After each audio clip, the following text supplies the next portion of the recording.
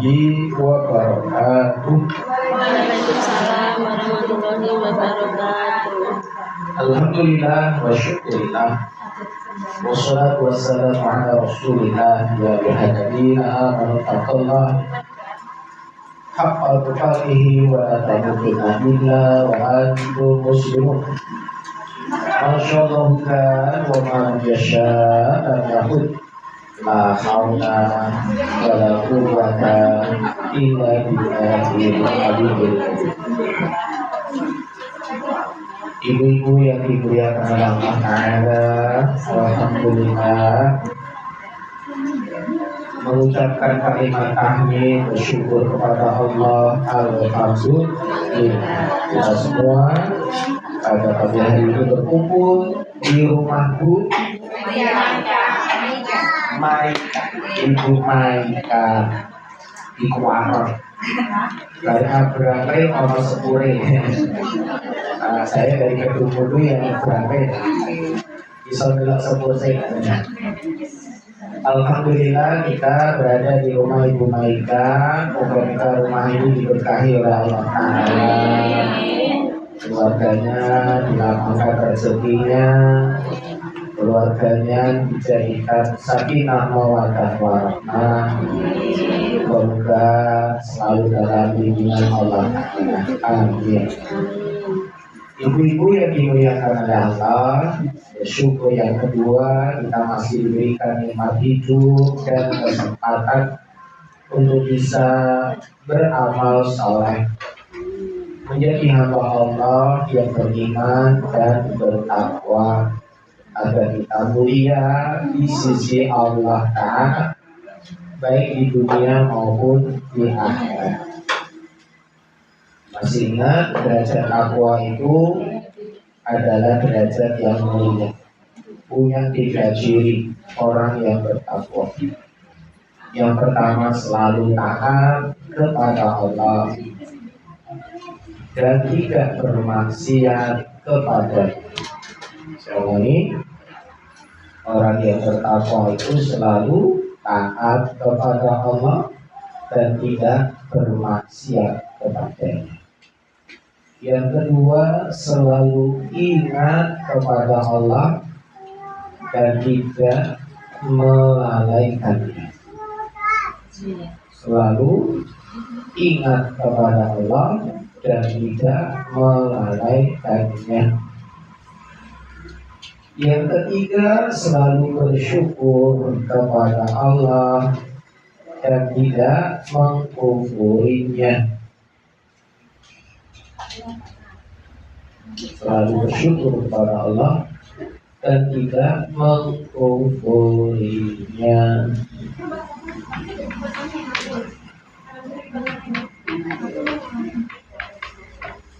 Kalau berita ya bisa cukup. Maka ibu-ibu kita diusahakan setiap waktu, setiap saat menjadi hamba yang bertakwa. Ya selalu ingat, selalu taat, selalu bersyukur.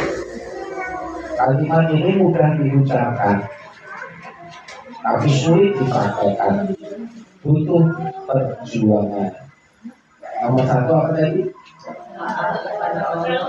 Selalu taat kepada Allah dan tidak bermaksiat. Nomor 1 angin. Kalau tidak kita paksakan, susah. Maka butuh perjuangan. Selalu taat dan tidak maksiat. Karena lawannya taat itu maksiat. Dan tidak akan ketemu. Maksudnya di saat kita taat pasti lagi gak maksiat. Sebaliknya di saat orang itu maksiat maka saat itu sedang tidak taat. Jadi gak mungkin dua ini bercampur dalam satu perbuatan. Nek lagi maksiat ya berarti lagi gak taat. Kalau lagi taat berarti enggak maksiat gitu. Hari ini kita ngaji taat atau maksiat? taat. Karena nggak tadi maksiat. Moga-moga selalu taat semua. Amin. Yang kedua, selalu ingat kepada Allah dan tidak melalaikannya. Maka kalau bisa selalu ingat Allah di mana saja, kapan saja, dalam keadaan apa saja, di mana saja, kapan saja, saat apa saja. Saya ulangi, mengingat Allah kapan saja, ya pagi, siang, sore, malam. Di mana saja, di rumah, di jalan, di masjid, di sekolah, di pasar, dan saat apa saja. Ya lagi berbaring, lagi jalan, lagi duduk, naik kendaraan.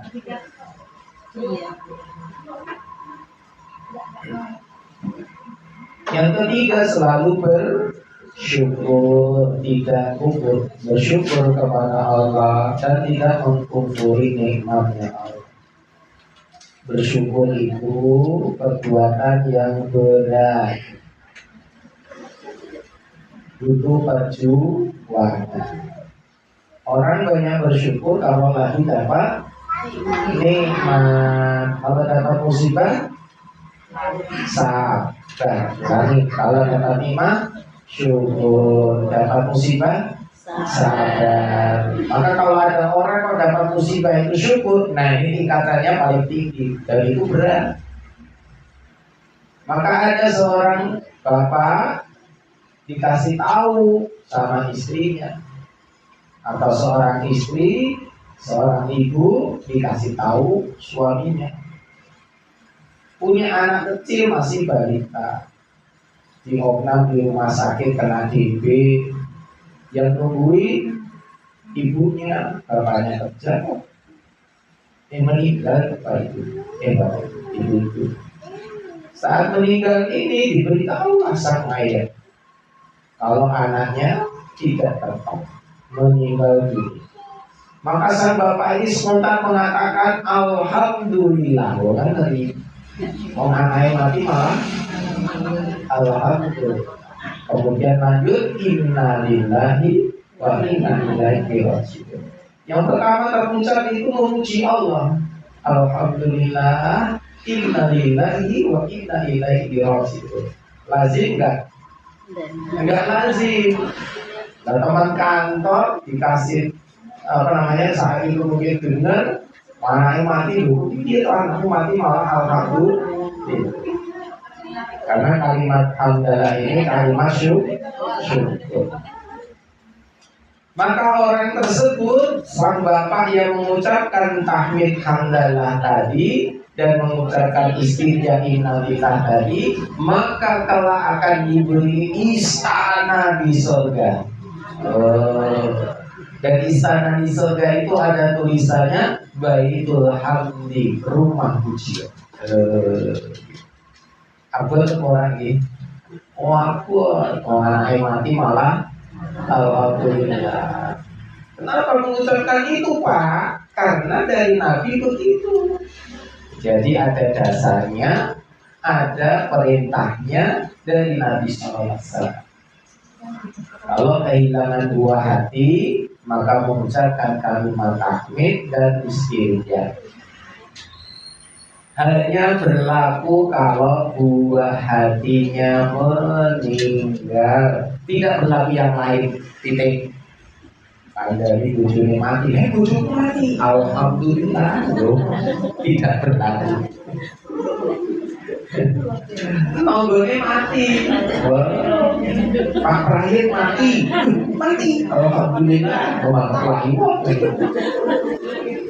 Jadi sekali lagi kalimat tadi hanya untuk buah hati. Buah hati itu berarti anak belum balik. Masih 3 tahun, lucu-lucunya mati. Nah, maka kalimat yang terucap seperti itu berat, musibah kok malah alhamdulillah. Maka kalau mampu melakukan ibadahnya juga istimewa, yaitu istana di surga. Maka mari sama-sama selalu menjadi pribadi yang bertakwa, selalu taat, selalu ingat, selalu bersyukur. Ya, begitu ya. Sekarang kita akan lanjutkan untuk menjadi pribadi yang takwa dengan selalu taat kepada Allah. Maka ada banyak amalan-amalan sunnah untuk meningkatkan ketaatan kita, untuk meningkatkan ketakwaan kita. Dan kita sudah sampai pada poin yang berapa? 11. Sekarang 12.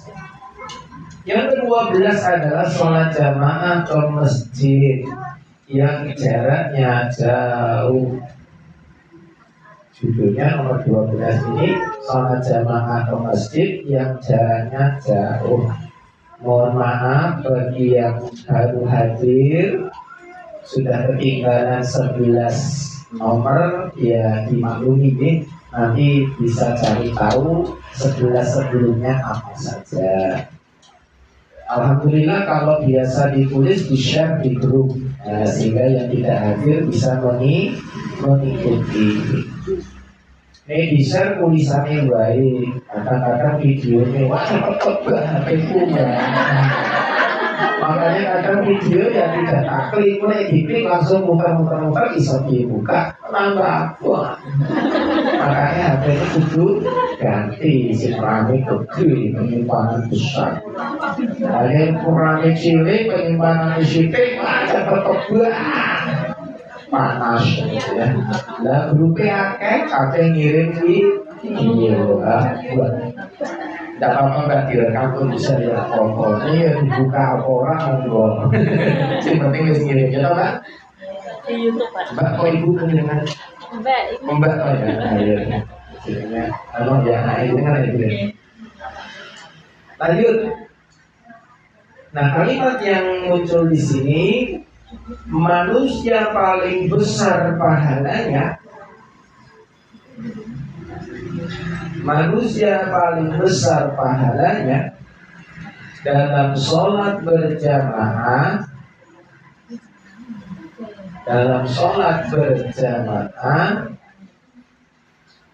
adalah yang paling jauh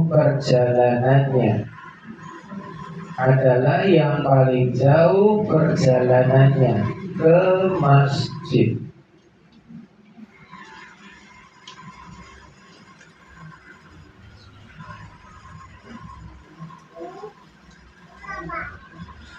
Abdullah bin Abbas radhiyallahu anhu pernah mengatakan sebagaimana diriwayatkan oleh Ibnu Majah. Beliau mengatakan, Ibnu Abbas ya, atau Abdullah bin Abbas, ulamanya di zaman sahabat, namanya Abdullah bin Abbas radhiyallahu anhu, atau disering disebut dengan Ibnu Abbas. Beliau mengatakan pemukiman kaum Ansor sangat jauh dari masjid. Lalu mereka ingin agar dekat dengannya, maksudnya ingin mereka dekat dengan masjid. Maka turunlah ayat. Ayat ini ada dalam surat Yasin ayat 12. Yang artinya, dan kami menuliskan apa yang telah mereka kerjakan dan bekas-bekas yang mereka tinggalkan. Coba Bu, ada yang buka surat Yasin ayat 12, bunyinya apa?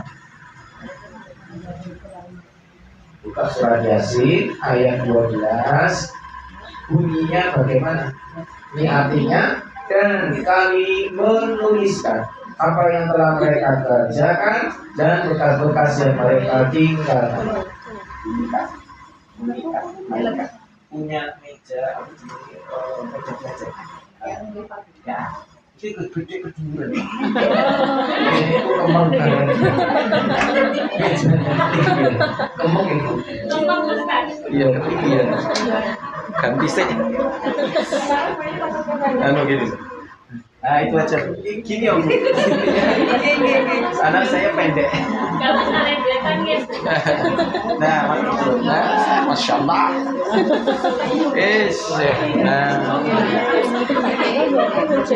Nah, ini tadi ketinggian dari aduh kaget. Kan degek terus bukan ini kan umumnya jadi degek terus aduh orang jari langsung pijet. Nah, ini makasih. Ini juga untuk perhatian besok-besok kalian ketempatan gitu ya. Pokoknya mejanya jangan tinggi-tinggi gitu ya. Mejanya netar cukup. Yuk lanjut. Jadi Bu, kamu bunyinya gimana?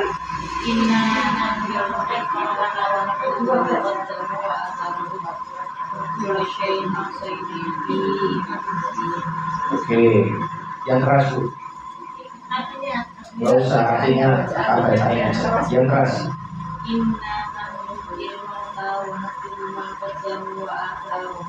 Oke, baik cukup sampai situ aja.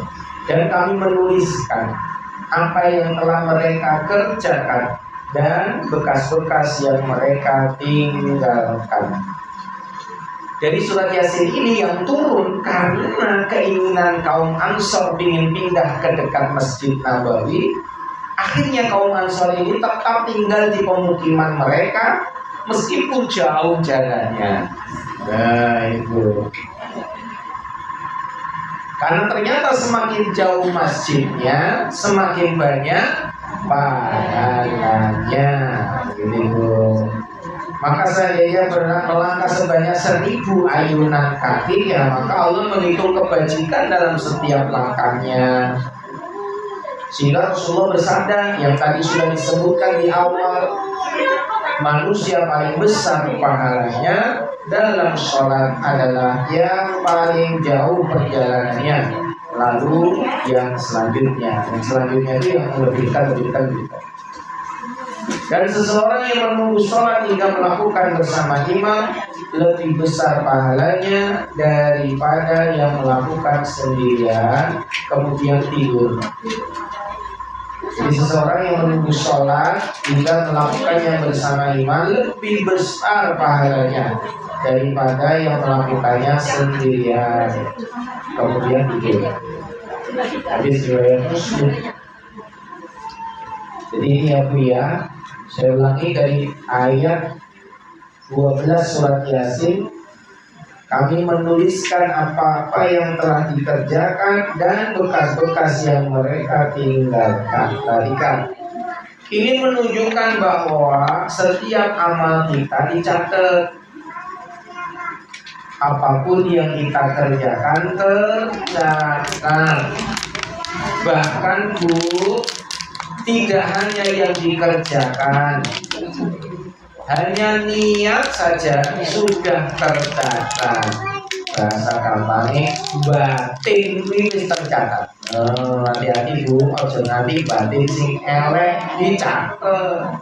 Makanya sering-seringlah batin sing apik, batin wae wis dicatet.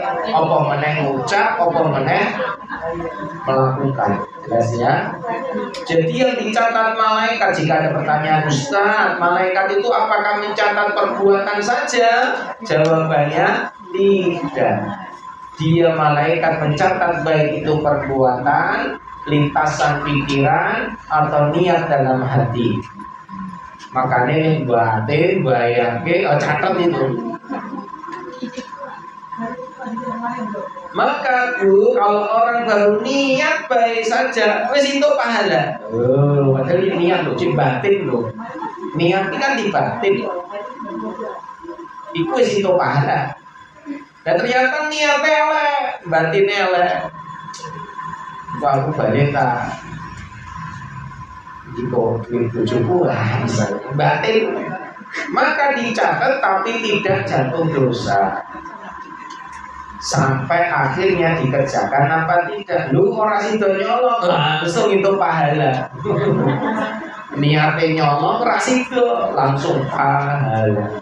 Lu niatnya langsung kejadian, lu nyolong tenan langsung jatuh dosa. Maka hati-hati dengan apa?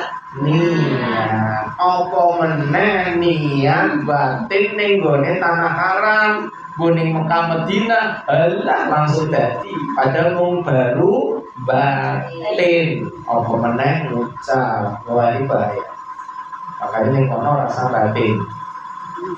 Delok jilbabe ngarepe ih batin tak padahal langsung jilbabe dene macam-macam. Atau batin mau komitmen ya sudah berarti satu tahun bukan dan lain-lain itu benar-benar kejadian ya. Makanya batin tok ini kono wis kesel ini Bu. Dan yang berikutnya disebutkan dalam surat Yasin, bekas-bekas yang mereka tinggalkan. Ini menunjukkan apa? Setiap jejak langkah kita membekas, maka bekas itu besok menjadi saksi. Mencatat, gampangnya menjadi catatan. Bisa dipahami ya? Menjadi bekas itu berarti udah tercatat, terpatri. Ya, rumahnya Bu Maika ini menjadi bekas amal soleh kita. Maka tempat yang kita duduki besok jadi saksi. Sing lungguhne karpet-karpete dadi saksi, lungguhne tikar-tikare dadi saksi, lungguhne jubin dadi saksi. Ono kipas angin dadi saksi. Ibu nulis pulpennya, kertasnya jadi saksi. Semua itu yang namanya bekas-bekas itu akan bersaksi.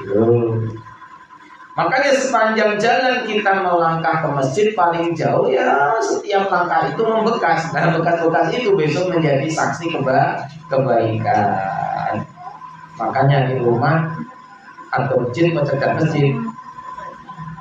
Halo, ya cedak masjid. Karena apa? Ya enak.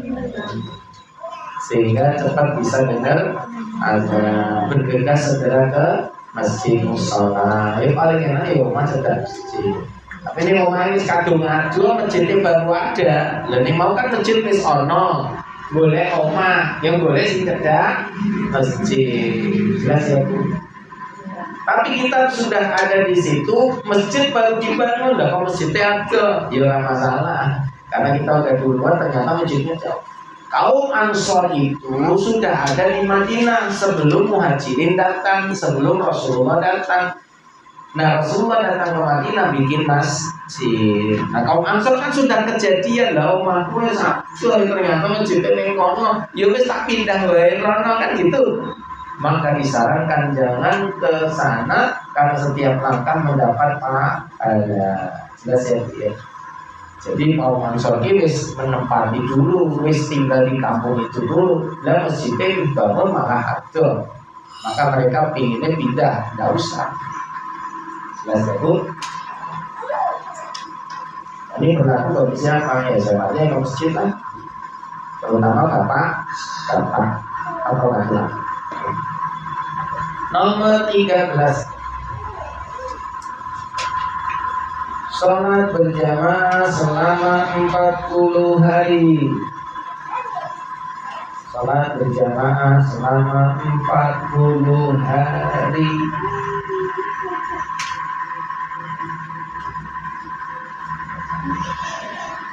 Oke, kita akan sampaikan.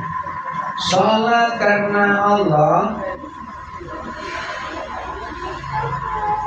Sholat karena Allah selama 40 hari secara berjamaah dengan mendapatkan takbiratul ihram, maka ditulis untuknya kebebasan dari api neraka. Ternyata betul. Ditulis untuk sisanya betul. Ditulis untuknya kebebasan dari api neraka dan kebebasan dari sifat kemunafikan. Dan kebebasan dari sifat kemunafikan.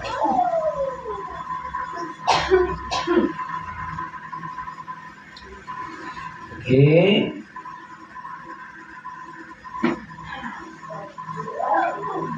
Di sini disebutkan bahwa Rasulullah SAW sudah menyampaikan barang siapa yang sholat karena Allah selama 40 hari secara berjamaah. Maksudnya bagaimana?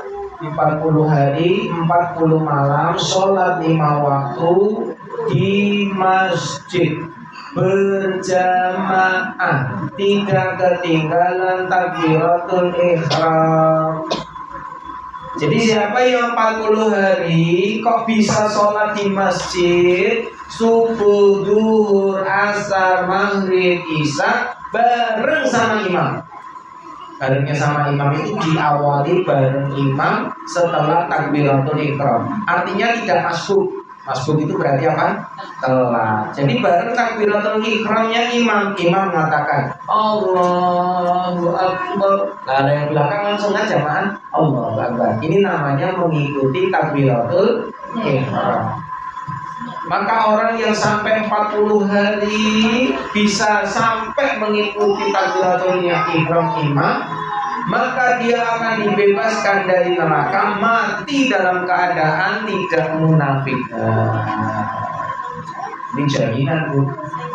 Jadi kalau kita ingin matinya tidak dalam keadaan munafik, dijamin dibebaskan dari api neraka, nek iso ya sholat selama 40 hari. Bu, ini berlaku untuk bapak-bapak, ibu-ibu tidak usah, karena sudah otomatis. Dan ini kunci, Bu. Kunci apa? Kunci solusi masalah kehidupan. Ada pasien datang ke saya minta diruqyah. Seorang laki-laki diantar istrinya jauh-jauh dari luar kota, 2 jam perjalanan. Sampai ke tempat saya, awalnya minta diruqyah. Dan saya kasih tanya, kenapa diruqyah? Masalahnya apa? Ustaz, suami saya ini kecanduan judi online. Walah, kejadian judi online sudah habis 2,5 miliar. Iya, judi online. Wah, ini kelas berat ini. Sampai semua sertifikat tanah digadaikan, rumah digadaikan, usaha porak-poranda hampir diambang bangkrut dan diambang perceraian karena suaminya dikandani wangel, sholatnya yo wangel, uripe dadi angel kabeh. Lah bojone sing wedok ya nesu, lah piye duwe wong lanang senengane judi. Sekali pasang taruhan orang main-main, akhirnya bingung nih, kerjaannya jadi susah, nggak pernah ada penghasilan, malah nanggung hutang, bojone ngamuk, sepingin cerai. Nah, sebelum terjadi perceraian boleh solusi saya gitu. Nggak tahu dapat nomor saya dari mana. Akhirnya datang ke rumah curhat itu, minta diruqyah supaya apa? Tidak kecanduan. Ini komandan dari judi mentra kecanduan diruqyah. Ning bar diruqyah apakah utangnya lunas? Halo. Iya. Ya ora. Bar diruqyah surat langsung lunas. Oh, langsung. Aku akeh wong do teko. Jadi obatnya langsung lunas. Maka harus ada solusi untuk bisa keluar dari jeratan hutang-hutangnya. Akhirnya saya tantang bapaknya ini, Pak, jenengan pingin mandek boten. Ini saya mau tobat, Pak Ustaz. Terus pingin ke utangnya lunas, jelas Pak Ustaz. Pingin orang cerai keluarga kembali apa yang menang, oke Pak Ustaz, pokoknya sumpah langsung tak sumpah. Untuk taubat tidak mengulang lagi, ikuti kata-kata saya. Langsung mengikuti saya, nama, berjanji, bersumpah bahwa 1 2 mengucapin, saksinya siapa? Istrinya. Setelah bersumpah itu kemudian sudah tobat, bersumpah ada dan ada sanksinya, Bu. Jika saya melanggar sumpah saya, ngeri loh, saya siap dapat azab, lo kan ngeri kan? Makanya dia langsung berani. Orang yang semacam ini butuh keberanian. Akhirnya Allah pun juga memberi pertolongan. Nah habis itu saya kasih tugas, Pak, kalau jenengan pingin dapat solusi keluar dari masalah, Pak kasih tugas. Tugasnya nggak berat kok Pak. Maka tugasnya Bapak selama 40 hari 40 malam sholat jamaah di masjid, gak boleh ketinggalan imam. Wah, apa terawih? Aduh. Wah, tuh Bapak jarang sholat kok. Sholatnya bolong-bolong, kadang-kadang sholat, kadang-kadang orang. Oh, tugasnya kok abot men. Lah wis iki sing paling cesleng kok. Terus gampang ini sing duwe rezeki Allah, sing iso ngangkat masalahnya Allah, sing iso ngei solusi Allah. Lah kowe ora nyedak karo Gusti Allah terus piye jalurmu karo sapa? Karo watu. Kan ora iso. Maka datanglah kepada Allah. Lah tempat terbaik untuk datang kemana? Ya masjid. Kan begitu. Di situ Allah kasih solusi. Bahkan durung jaluk ya Allah wis ngerti. Aku ngerti kowe rene arep apa. Kan kalau usah donga ora jaluk kita ngerti. Allah Maha tahu gitu. Iya mas, Pak, sanggup? Insya Allah Ustaz. Insya Allah iya maksudnya, insya Allah sanggup? Insya Allah saya akan usahakan. Tapi Pak, ini tugasnya 40 hari 40 malam loh. Gak boleh bolong. Maksudnya tak, nih jenengan wonten sing bolong setunggal, siji kok bolong subuhe kawanan ora sholat jamaah ning masjid, maka ulang dari awal loh. Ngerti toh? Siap Ustaz. Siap. Semuanya siap. Oke, akhirnya singkat cerita pulang, dijalankanlah tugas ini dengan baik sampai hari ke-20 sekian gagal. Bolong Bu, ada satu yang gagal. Akhirnya nelfon saya istrinya, "Tat, suami saya gagal satu, gimana Tat?" Ya sudah, pilihannya kan berhenti atau lanjut. Kalau lanjut berarti ngulang dari awal. Tawarkan itu suaminya, tanyain mau lanjut atau mau berhenti. Lanjut kan? Oke, lanjut. Mulai dari awal lagi Bu, dicatat. Istrinya memantau. Lanjut lagi, gagal lagi. Wah, betul Bu, orang tahu sholat itu. Wah, betul. Nih ibu biasa memantai. Gagal lagi. Iya, sanggup lagi, jalan apa berhenti? Mau lanjut lagi, tak ulang lagi. Oke, lanjut lagi. Sampai akhirnya lanjut, singkat cerita berhasil. Dan uangnya 2,5 miliar lunas. Oh ya kan. Sing do sekolah kembali duitnya. Kok kembali sertifikatnya di sekolah itu lulus. Karena beliau ini sebetulnya punya usaha material itu jual pasir, jual macam-macam. Duitnya tergerus kalau pinjol, akhirnya mandek karyawan nanti dibayar, akan tagihan, turun lagi kabel semua. Sampai akhirnya Allah buka jalan keluar, kemudian toko bangunannya pun bisa mulai bangkit lagi. Sampai akhirnya banyak pelanggan datang, ada yang baru dan seterusnya. Singkat cerita, dalam waktu yang tidak lama lunas hutangnya. Nah ibu-ibu diperhatikan, kuncinya adalah ternyata dia mau mengulang. Jadi kalau udah gagal dia berani mengulang lagi. Kalau dia berhenti kira-kira gimana? Berhasil enggak? Ya enggak. Karena ternyata dia tidak bangun subuh alias kesiangan. Yang menyebabkan dia kesiangan siapa sih? Halo? Enggak. Yang menghendaki dia kesiangan itu siapa? Ya Allah sendiri. Kan begitu. Karena kita ini bisa sholat ya karena Allah, bisa bangun tahajud juga karena Allah. Ibu lo bisa sampai ke sini ngaji ya karena Allah. Jajal ternyata rano motor, ora iso rene. Dalam ana musibah bane bocor, ya telat rene. Dalam mendadak ana berita lelahi keluarga besar, ra sido rene ono wae. Tapi karena Allah sayang sama kita diberi kemudahan. Jelas maksudnya ya? Maka yang menyebabkan bapak ini bangun kesiangan sehingga subuhnya nggak dikerjakan, ya Allah memang Allah menghendaki itu. Untuk apa? Menguji. Kowe iki janjane salatmu kuwi karena aku apa karena Ustaz Farid? Ya, apa maksudnya? Nah ini ngerjakan karena perintah Pak Ustadz, ya berarti niatnya sholat orang karena Allah, karena Ustadz, maka Allah bikin dia gagal.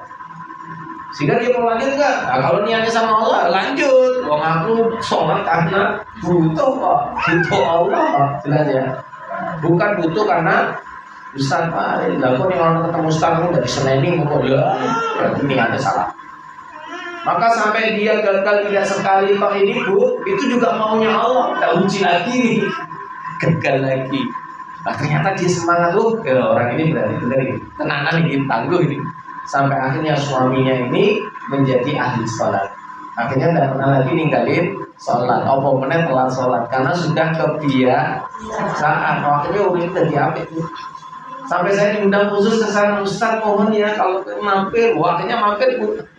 Pas kebetulan ada acara lewat luar kota lewat sana, terus mampir kita dari bujuni kasih bercerai, keluarganya APKP, usahanya dagangnya lancar, balik diulek-ulek aku. Itu pas mampir balik diulek-ulek. Macam-macam ya Allah. Ini contoh.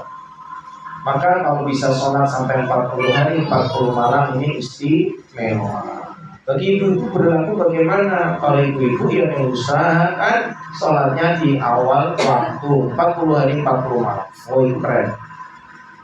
Bisa tidak Pak Ustadz? Tidak bisa. Karena ibu-ibu ada bocornya. Dan datang bulan ya iso ya 40 hari terus-terusan. Betul tidak? Kecuali yang sudah tidak keluar lagi ya beda. Jelas ya Bu ya. Maka ini berlaku buat siapa? Bapak. Nah ini ya Bu, dan ini benar-benar istimewa. Maka Bu tantangannya sebetulnya nyon sewu nek bojone jenengan wis apik lho iki. Aku ngomong sing mau bolong-bolong kan kurang apik. Jenengan suamine wis apik, salate ra tau bolong. Jelas? Saiki ditantang sing iki salat. Sholatnya saya tahu bolong Bu, tapi kalau sholat bareng imam di masjid kira-kira iso ora. Nek iso Bu jenengan wis duwe bojo sing the best. Benar. Karena kalau ada suami kok bisa memenuhi tantangan 40 hari ini berhasil, wah jenengan wis tenang ae, bojone ahli swarga. Lah kan dijanjikan dia tidak akan masuk neraka kok. Matinya juga tidak dalam keadaan munafik. Wah, duwe bojo kaya ngene langsung melu jenengan nanti. Melu bojone ning swarga. Karena kunci seorang wanita itu masuk surganya gampang. Itu kalau mati suaminya ridho wis bar. Langsung swarga jenengan. Tapi di suaminya ra ridho, alah jenengan salate ping pira-pira wae angel. Maka suami harus ridho. Maka pada saat ada seorang istri kalau meninggal, suaminya langsung mengatakan, atau panggil istrinya apalah. Selama ini kau berbuat baik minta doa dan sebagainya aku ridho wis ngono to. Bojomu sesuk rasa disabu langsung mlebu swarga. Karena besok di hari kiamat itu yang akan ditanya pertama kali untuk para wanita adalah satu, haknya suami, yang kedua salatnya. Jadi urusannya kalau bojo piye baru ditakoki salate. Lah nek karo bojo oke, salate oke. Allah wis rampung kabeh. Liyane rasa dihisab. Kaji ngene iki ora rasa dihisab, wis langsung otomatis. Enak apa mboten? Enak. Angel apa mboten? Angel. Menjadikan suami itu ridho itu angel banget Bu, butuh perjuangan. Pemenang wong lanang cah saiki guys. Ya Allah, marah kayak budak umat. Bojone sing wedok arep-arepe wong sing loni sing dinuti ra iso apik ngono marah kayak budak umat. Segera menikah jenengan ya Mbak.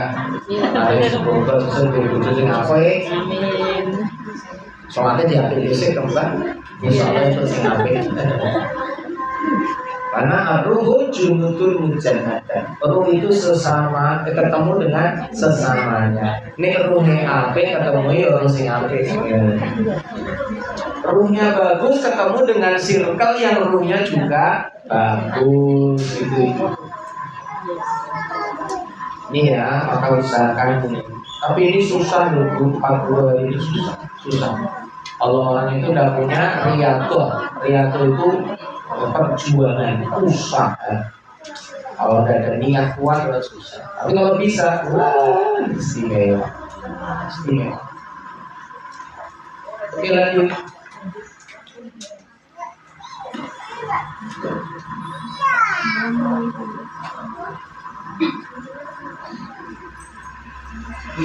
Nomor 14. Tetap berada di tempat sholat selama belum berhadas. Tetap berada di tempat sholat selama belum berhadas.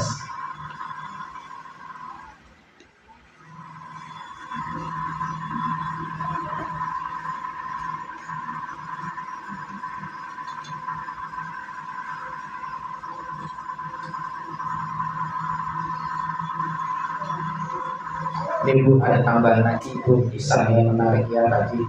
Ada seorang ahli ibadah namanya Muhammad bin Sam'ah At-Tamimi. Beliau ini Bu selama 40 tahun tidak pernah tertinggal takbiratul ihram. Kalau tadi kan 40 hari ya, ini 40 tahun.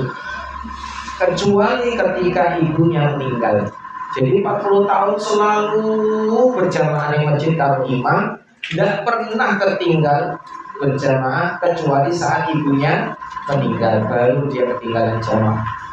Ada lagi seorang ulama yang bernama Sa'id bin Musayyib, tidak pernah ketinggalan takbir pertama dalam sholat berjamaah selama 50 tahun.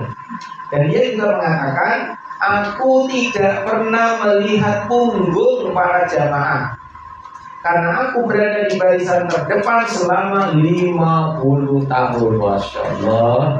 Jadi sholatnya selalu ngarep di sholat pertama, sehingga gak pernah lihat punggung jamaah di belakang. Selama berapa? 50 tahun. Walah ini the best. Ya. Oh siap. Punya saya? Ya, punya saya. Oh di. Oh di siap. Oke Ibu, tadi nomor 14 tadi ini tetap berada di tempat sholat selama belum berhadas. Kalimatnya ditulis. Para malaikat senantiasa mendoakan. Ulangi, para malaikat senantiasa mendoakannya selama ia masih berada di tempat sholatnya.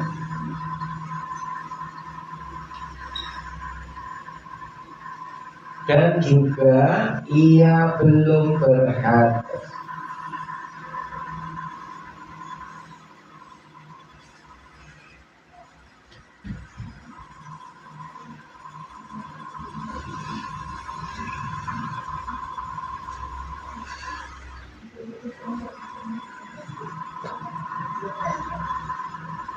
Oke, hadis Bukhari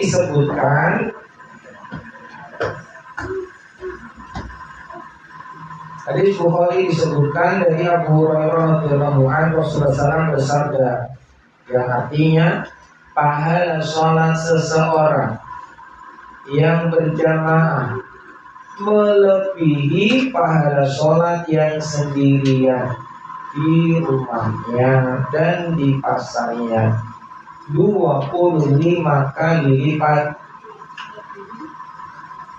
Jadi orang yang sholat jamaah dibandingkan sholat sendirian, mau baik sholat di rumah atau di pasar, maksudnya nih intinya tidak di masjid ya, maka sholat jamaah itu pahalanya 25 kali lipat atau 25 derajat.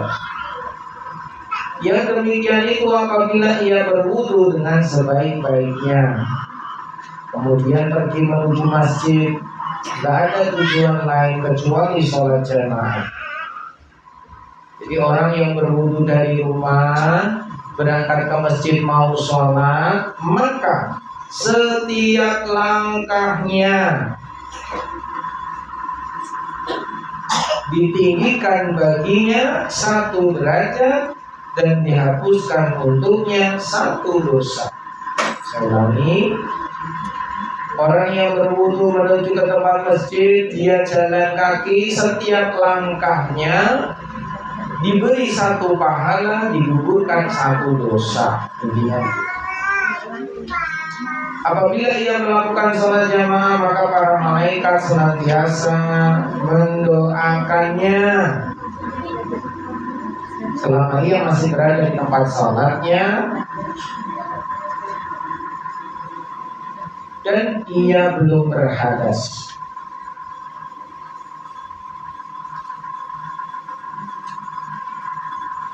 Para malaikat berdoa, Allahumma sholli alaihi, Allahumma arhamhu.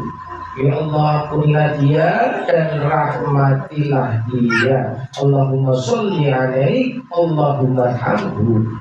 Ya Allah, ampunilah dia dan rahmatilah dia. Dan tetap ia dianggap sholat selama ia menunggu waktu sholat berikutnya tiba. Masya Allah. Ya, di riwayat Bukhari.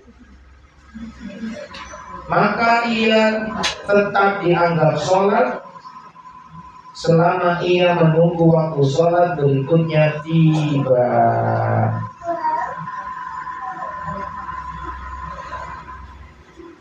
Jadi Allah akan memberikan rahmatnya dan ampunannya.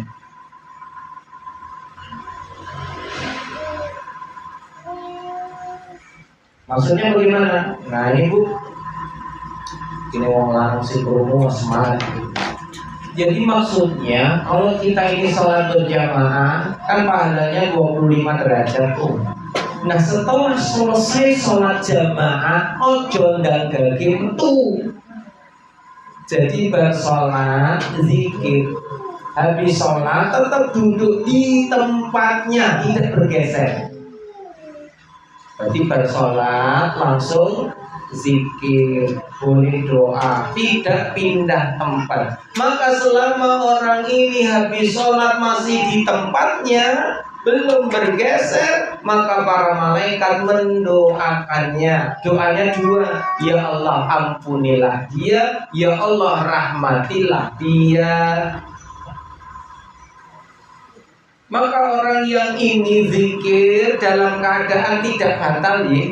Jadi bersolat zikir orang batal dalam keadaan masih suci, tidak batal. Maka malaikat mendoakan dia agar diampuni dosanya dan diberi rahmat Allah Ta'ala, serta maka mendapatkan pahala sholat sampai ketemu waktu sholat berikutnya. Masya Allah. Jadi misalnya baru setelah sholat zikir, maka dia mendapat pahala sholat terus sampai tiba waktu asar. Enak banget. Pahala ini terus dikai sampai sholat asar. Nanti setelah sholat asar juga sama, habis sholat zikir nggak pindah tempat. Pindah tempat kalau mau sholat sunnah ba'diyah. Paham maksudnya ya? Jadi kalau sholat ba'diyah diusahakan, atau sholat sunnah diusahakan pindah tempat. Tapi yang dikira ojo pindah tempat. Kebanyakan nyuwun sewu kalau saya biasa di masjid, bapak-bapak ini atau mas-mas ini sudah salam, assalamualaikum warahmatullahi wabarakatuh, langsung saja tadi dilipat boleh enggak pindah. Jelas ya? Seringnya begitu. Berarti di aja tadi pindah. Ranggo saja langsung ada pindah.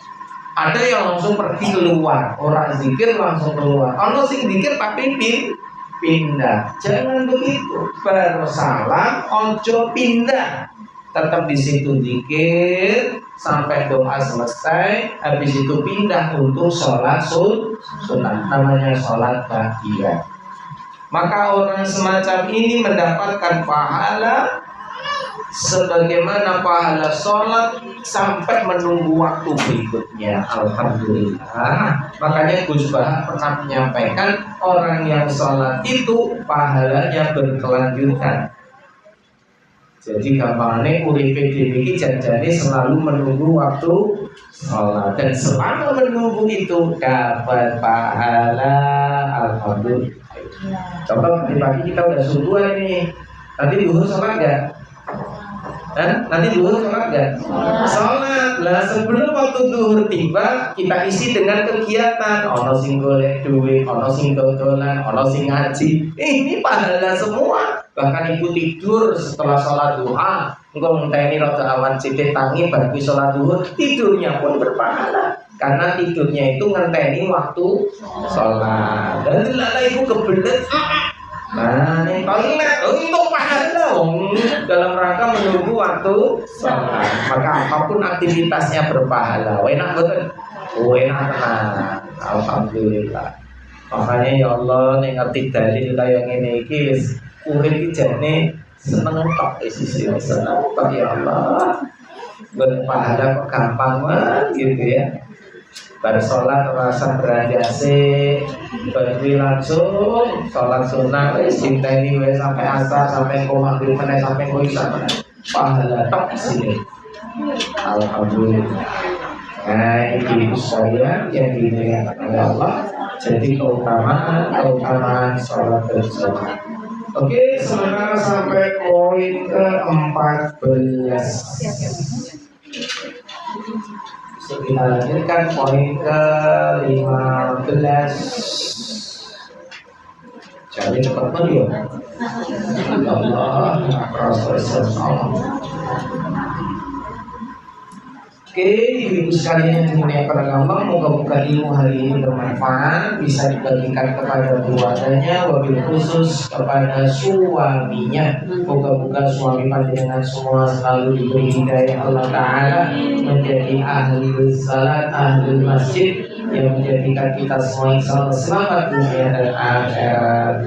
Moga-moga keluarga ibu-ibu semuanya sakinah mawaddah warahmah, anak-anak keturunan kita moga-moga soleh-solehah, moga-moga kita senantiasa istiqomah, dibutuhkan Allah dalam keadaan husnul khatimah, mendapat syafaat di yaumul qiyamah dengan rahmat Allah. Moga-moga kita semua menjadi ahli jannah. Rabbana atina fid dunya hasanah wa fil akhirati hasanah wa qina adzabannar wa adkhilna jannata ma'al abrar ya aziz ya ghafar ya rabbal alamin walhamdulillahi rabbil alamin. Subhanakallahumma wa bihamdika asyhadu an la ilaha illa anta astaghfiruka wa atubu ilaik. Assalamualaikum warahmatullahi wabarakatuh. Moga hijau sambut.